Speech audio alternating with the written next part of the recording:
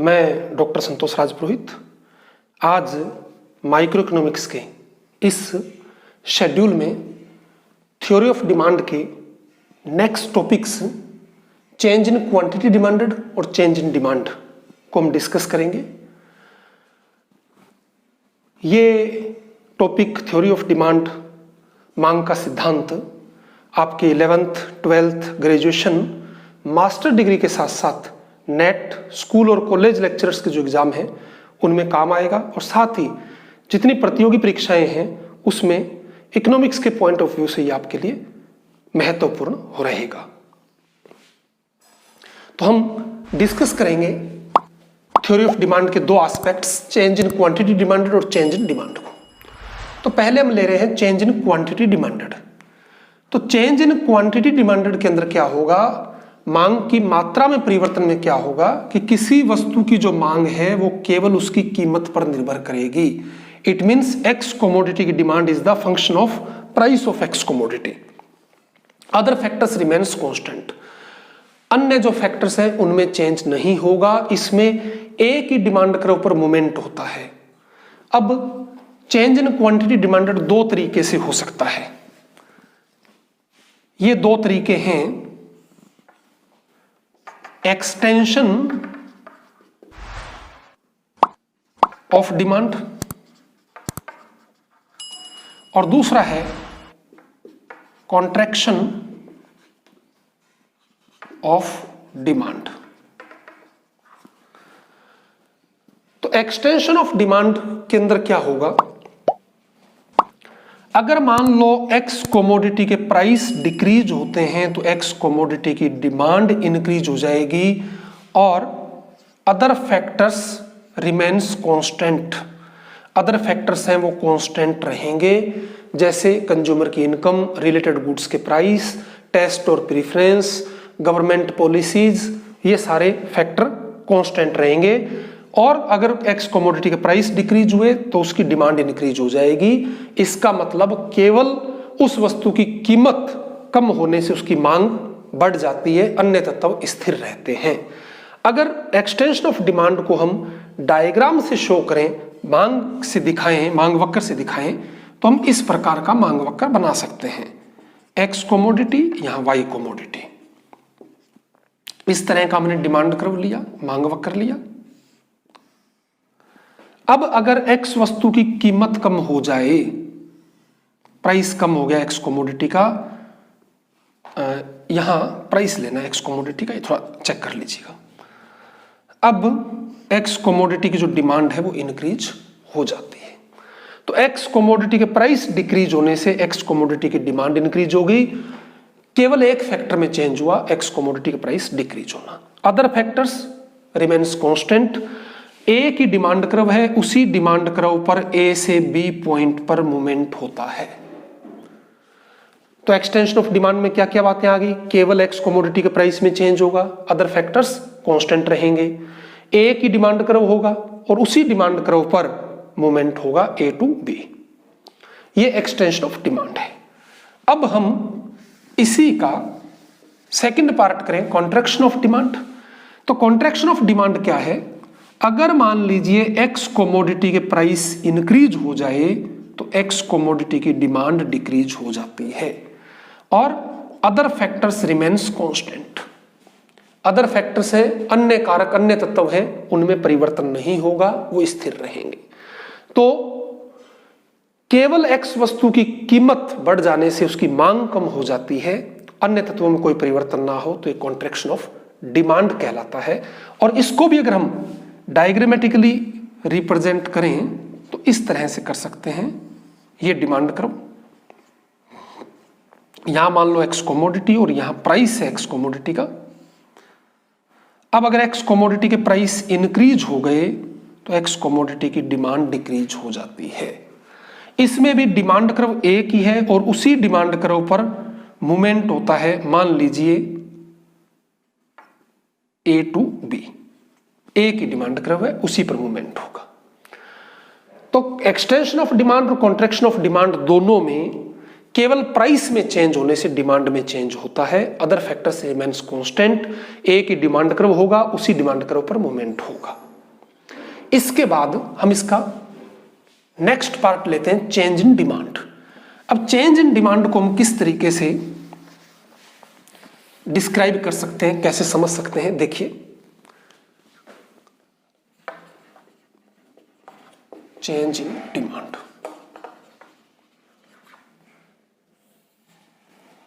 Change in demand जो है, इसमें कमोडिटी के प्राइस कांस्टेंट रहते हैं। मान लो एक्स कमोडिटी, उसके प्राइस में कोई चेंज नहीं होगा, प्राइस कांस्टेंट रहेगा। अदर फैक्टर्स में चेंज होगा, तो इट मींस एक्स कमोडिटी की डिमांड है वो फंक्शन होती है अदर फैक्टर्स का। एक्स वस्तु की मांग अन्य तत्वों पर निर्भर करेगी, उसकी कीमत पर निर्भर नहीं करेगी, कीमत इसमें स्थिर रहेगी। अन्य फैक्टर कौन कौन से हैं? सब्स्टिट्यूट गुड्स के प्राइस, प्रतिस्थापन वस्तु कीमतें, कंप्लीमेंट्री गुड्स के प्राइस, पूरक वस्तुओं की कीमतें, और उपभोक्ता की आय, इनकम, और फ्यूचर एक्सपेक्टेशंस, भविष्य में जो कीमतें हैं उनमें परिवर्तन होने की संभावनाएं। तो ये जो तत्व हैं, इनके कारण डिमांड पर जो इफेक्ट पड़ेगा, मांग जो प्रभावित होगी, वो चेंज इन डिमांड का पार्ट होगी। ये मांग दो तरह से प्रभावित हो सकती है, चेंज इन डिमांड। किस तरीके से?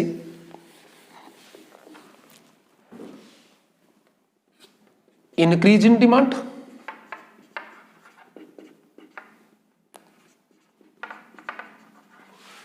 और सेकंड डिक्रीज इन डिमांड।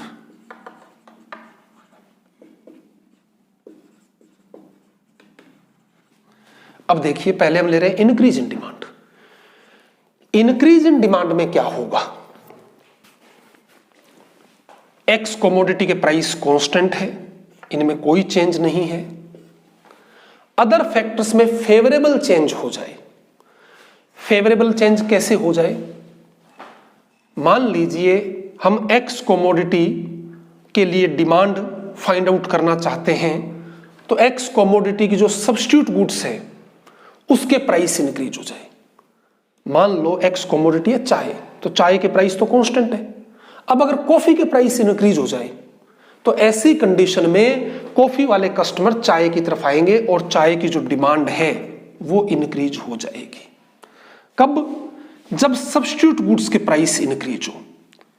ये लीजिए। दूसरा, कंप्लीमेंट्री गुड्स के प्राइस डिक्रीज हो जाए, पूरक वस्तुओं की कीमत कम हो जाए। मान लीजिए हम कार की मांग ज्ञात करना चाहते हैं, तो कार की डिमांड पेट्रोल के प्राइस पर डिपेंड करेगी। अब मान लीजिए पेट्रोल का प्राइस डिक्रीज हो गया, तो कार अफोर्ड करना इजी है, कार की डिमांड इंक्रीज हो जाएगी। इसी तरीके से इनकम इंक्रीज होने पर एक्स कमोडिटी की डिमांड इंक्रीज हो जाएगी। अगर ये नॉर्मल कमोडिटी है, तो सामान्य वस्तु है या सुपीरियर श्रेष्ठ वस्तु है, तो आमदनी बढ़ने पर उसकी मांग बढ़ जाएगी। और अगर इंफीरियर कमोडिटी है, घटिया वस्तु है, तो ऐसी कंडीशन में आमदनी घटने पर उस वस्तु की मांग बढ़ेगी। क्योंकि जब इनकम कम हो जाएगी तो हमारे बजट में इंफीरियर गुड्स रहेगी, क्योंकि उसके प्राइस कम होते हैं और हम उनको परचेज कर पाएंगे। नॉर्मल या सुपीरियर गुड्स इनकम कम होने पर हमारे बजट से बाहर हो जाएगी।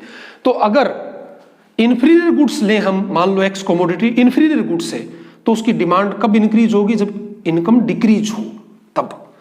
और फिर है एक्सपेक्टेड प्राइस।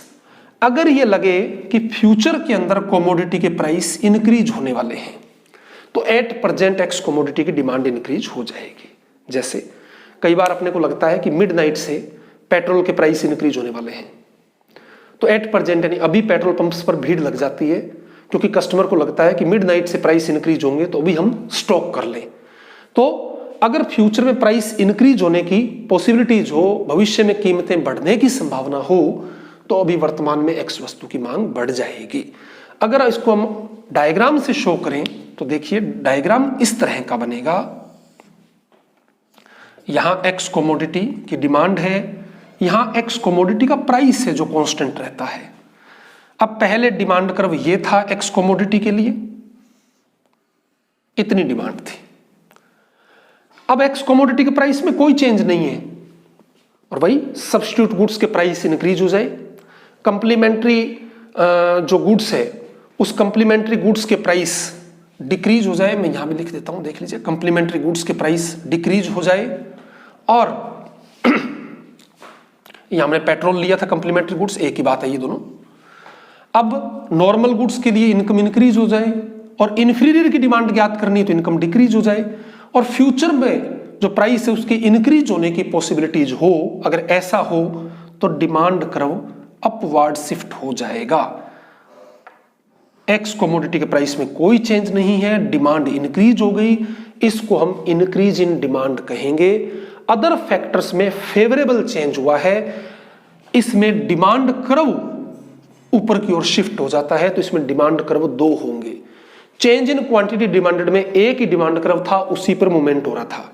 और इंक्रीज इन डिमांड में प्राइस कांस्टेंट है, अदर फैक्टर्स में फेवरेबल चेंज होगा, डिमांड कर्व ऊपर की ओर शिफ्ट हो जाएगा, दो डिमांड कर्व होंगे। अब इसका हम सेकंड पार्ट करते हैं, डिक्रीज इन डिमांड। अब डिक्रीज इन डिमांड में क्या होगा, वही एक्स कमोडिटी के प्राइस तो इसमें भी कांस्टेंट रहेंगे, यानी उस कमोडिटी के प्राइस में कोई चेंज नहीं होगा, अदर फैक्टर्स में चेंज होगा। अब अदर फैक्टर्स में अनफेवरेबल चेंज हो तो डिमांड डिक्रीज होती है। किस तरीके से, मान लो सब्स्टिट्यूट गुड्स के प्राइस डिक्रीज हो गए, जैसे एक्स कमोडिटी हमने चाय मान ली। अब अगर चाय की मांग ज्ञात करना चाहें और प्राइस हमने लिए कॉफी की, अगर कॉफी के प्राइस डिक्रीज हो गए तो कॉफी की डिमांड इंक्रीज होगी, और चाय के प्राइस सेम है तो चाय के कुछ कस्टमर कॉफी की तरफ चले जाएंगे, इसलिए चाय की डिमांड कम हो जाएगी। तो इस तरीके से हम इसको समझ सकते हैं कि सब्स्टिट्यूट गुड्स के प्राइस कम होंगे, तो ऐसी कंडीशन के अंदर एक्स कमोडिटी जो है उसकी डिमांड डिक्रीज हो जाएगी। सेकंड, कंप्लीमेंट्री गुड्स के प्राइस इंक्रीज हो तो भी एक्स कमोडिटी की डिमांड डिक्रीज हो जाएगी। इसको समझिए, एक्स कमोडिटी मैंने मान लिया कार और इसकी कंप्लीमेंट्री मान लिया मैंने पेट्रोल। अब अगर पेट्रोल के प्राइस इंक्रीज होंगे तो कार अफोर्ड करना महंगा पड़ेगा और कार की डिमांड डिक्रीज हो जाएगी। तो इस तरीके से हम कंप्लीमेंट्री गुड्स, पूरक वस्तुओं के संदर्भ में भी ये देख सकते हैं। फिर अगर एक्स नॉर्मल गुड है, सामान्य वस्तु है, तो कंज्यूमर की इनकम अगर डिक्रीज हो जाए तो सामान्य वस्तु है तो इसकी मांग कम हो जाएगी नॉर्मल गुड्स होने पर, क्योंकि इनकम डिक्रीज होने पर नॉर्मल या सुपीरियर गुड्स हमारे बजट से बाहर हो जाएगी, हम पहले से कम क्वांटिटी की डिमांड कर पाएंगे। अब अगर एक्स इंफीरियर गुड्स है तो अगर कंज्यूमर की इनकम इंक्रीज हो गई तो एक्स को इंफीरियर गुड्स लें तो इसकी डिमांड कम हो जाएगी। क्यों? क्योंकि इनकम इंक्रीज होने पर हम नॉर्मल या सुपीरियर गुड्स को परचेज करने लगेंगे। इंफीरियर गुड्स हम इसलिए परचेज करते थे कि उसके प्राइस कम होते थे और हमारी इनकम कम थी तो हमारे बजट में वही थी। अब जब इनकम इंक्रीज हुई है तो हम इंफीरियर गुड्स की डिमांड कम करेंगे और नॉर्मल या सुपीरियर गुड्स परचेज करने लगेंगे, क्योंकि हमारा बजट हमें परमिशन देता है कि उनकी डिमांड कर सके। फिर है फ्यूचर में प्राइस। अगर एक्सपेक्टेड प्राइस फ्यूचर में लगे कि किसी कमोडिटी के प्राइस कम होने वाले हैं तो एट प्रेजेंट उसकी डिमांड कम हो जाएगी, क्योंकि लोग अभी कम डिमांड करेंगे कि फ्यूचर में, भविष्य में जब इसकी प्राइस कम होगी, कीमतें कम होगी, हम तब इसकी एक्स्ट्रा क्वांटिटी परचेज कर लेंगे। तो अगर फ्यूचर में लगे कि एक्सपेक्टेड प्राइस कम होंगे तो ऐसी कंडीशन के अंदर एट प्रेजेंट उस कमोडिटी की डिमांड है वो कम हो जाएगी। तो इस तरीके से हमने चेंज इन डिमांड के दोनों एस्पेक्ट्स, इंक्रीज इन डिमांड और डिक्रीज इन डिमांड को समझा। तो थ्योरी ऑफ डिमांड के ये दो महत्वपूर्ण टॉपिक थे, change in quantity demanded, extension of demand और कॉन्ट्रैक्शन ऑफ डिमांड। दोनों में केवल उस कमोडिटी के प्राइस में चेंज होता है, अदर फैक्टर्स कांस्टेंट रहते हैं। और second, change in demand. Change in demand means increase in demand और डिक्रीज इन डिमांड। इन दोनों में ही उस कमोडिटी का प्राइस कांस्टेंट रहता है, अदर फैक्टर्स में चेंज होते हैं। अगर आपको ये टॉपिक पसंद आया हो, ये वीडियो पसंद आया हो तो आप इसे लाइक कीजिए और इस चैनल को सब्सक्राइब कीजिए, नोटिफिकेशन ऑन कीजिए ताकि समय पर आपको इन्फॉर्मेशन मिल सके और इकोनॉमिक्स बेस्ड जो नए टॉपिक्स के वीडियोस अपलोड हों उनकी आपको समय पर जानकारी मिले। और एक बार पुनः कि ये सभी टॉपिक्स आपके एकेडमिक के साथ साथ जो कॉम्पिटिटिव एग्जाम है, प्रतियोगी परीक्षाएं, उसमें महत्वपूर्ण होंगे। तो अतः आप इन वीडियो को देखते रहें, सुनते रहें और अपने पास एक नोटबुक रखिए जिसके अंदर आप इनको नोट कर सकें और कमेंट बॉक्स में कोई आपके क्वेश्चंस हो तो आप वह भी छोड़ सकते हैं। Thank you.